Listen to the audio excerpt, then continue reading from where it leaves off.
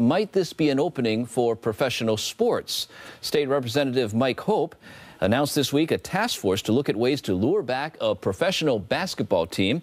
Mr. Hope, the Senate has not been willing to extend the restaurant and car rental tax for the arts. Do you think there is any appetite at all in Olympia for perhaps extending these taxes for professional sports if you could lure back a basketball team?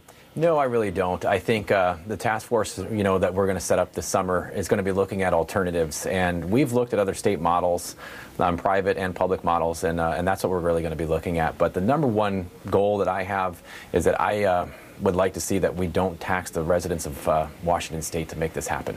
So if you want to create a revenue source, perhaps to build a stadium, what kind of revenue source could you imagine that doesn't affect the tax rates for people of Washington State?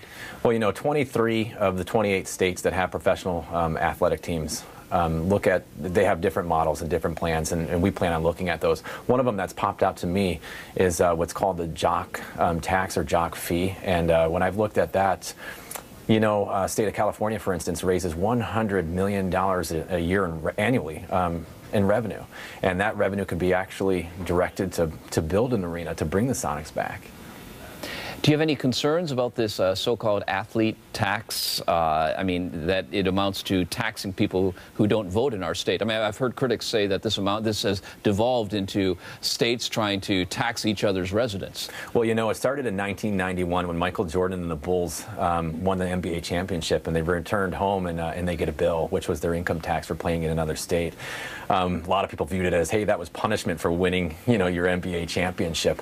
Then, since then, many other states have done this. So, every time the Seattle Mariners, every time that the Seattle Seahawks go to play in the Cleveland Browns, or they play the Cleveland Indians, or they go to California to play, they're getting taxed, and we're funding their education. We're funding programs that they have based on our athletes here, but we don't return the favor.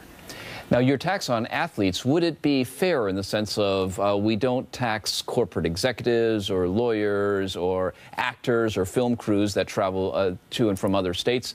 Why single out athletes?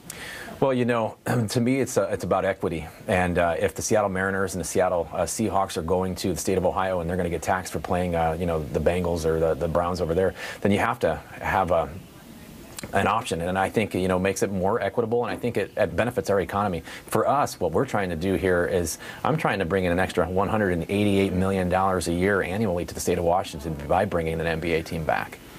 Now, are you exploring this athlete tax as an academic exercise, or do you believe there are investors out there and a chance that Washington State could get back a professional basketball team? I think there's a great chance that we can bring back a professional basketball team, and as long as I'm in politics, I'm not going to stop until we're successful. And I can tell you, without a doubt, there's several different options that we're going to be looking at, and there's several CEOs of big corporations in the Puget Sound area that have already contacted us and are also willing to make an investment. Whether we go down the jock tax or jock fee, we don't have an income tax, so you would be more of a fee setup structure for the teams that come here to play. That's more, I think, easy for the public to see and to recognize. They'd rather have LeBron James and Dwayne Wade and Kobe paying for our new Sonics arena, and I would too. All right, Representative Mike Hope of Lake Stevens, thanks for joining us. Thank you. We look forward to seeing the work of your task force.